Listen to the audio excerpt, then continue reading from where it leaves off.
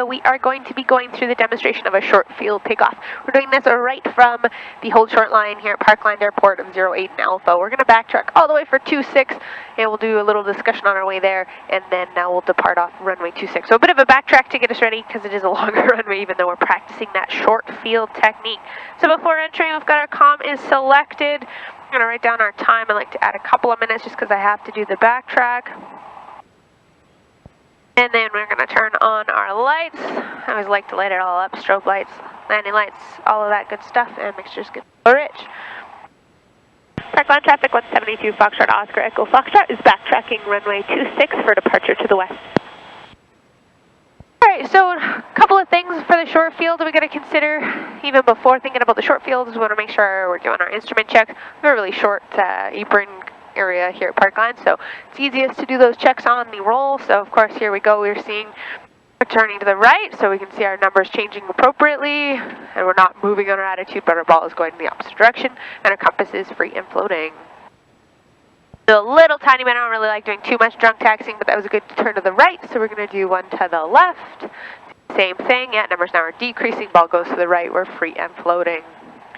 Okay, slight winds out of the south-southwest today, so we'll do a little bit of our crosswind inputs in there too. And remember, if the wind's behind you, you know, kind of, I always think about it as I'm going kind of with the wind or away from the wind, and then if it's coming at you, then you go into the wind. Okay, so for the short field, this is used at any time you're at an airport that, you know, is short. So this doesn't necessarily mean just short in general. This could also mean short for your comfort level. So at that private level, commercial level, and you're still, you know, less than 300 hours of flight time, you've probably not gone into very many strips that are less than, say, 2,500 feet. So the first time maybe you go over to Cooking Lake, where it's a little bit shorter, you know, it might be an experience that you're not quite used to. So maybe you want to do the short field technique just to add some comfort, and that's totally fine. It's not a technique you have to be on a short runway to do. It is a tested item as well on both the private pilot flight test or the commercial, potentially. What I mean by that is on the private, for example, you have to do a normal takeoff and a specialty. So that specialty could be either the short or the soft. And on the commercial, you will do both short and the soft field takeoffs. But only one of the specialty landings, because the other landing for the commercial is going to be that power off 180. Which you can watch in another video. So in the meantime, make sure I'll just give that little spiel here. Please like and share this video, and by all means send us some information if you would like a demonstration of something or an explanation of something. Let us know. We're happy to oblige and to help out with the training, especially for our awesome members and students out there. Okay, so in this case, you can see I'm coming at the end of the runway here. We're at 26, and there's a threshold. I'm going to go past it. Now, this is a displaced threshold, but that doesn't mean I can't take off from it. I just can't land on it. So I'm going to go all the way and use maximum amount of pavement. I'm doing this just because, well, it's a short field, so I want to get up and airborne as quick as possible in the shortest distance possible.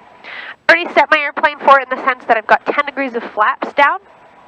Those 10 degrees of flaps, increasing the camber of my wing, which is of course going to help me generate a little bit of lift a little quicker.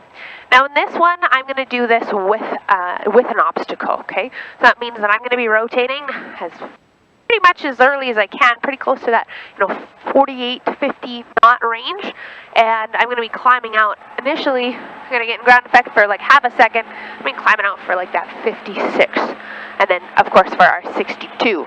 Okay, so for us at the club, we try to go for that best angle, which is that 62 of VX, and here we go. So we're in position. You can see we've got max runway, tons of runway ahead of us.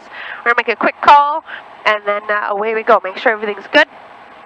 Parkland traffic, Oscar Echo Foxtrot, departing runway 26 for the west. So I'm going to go full power, smoothly. I'm going to check and see that my RPM gets nicely into the green. I'm at 2,300, no problem in the green.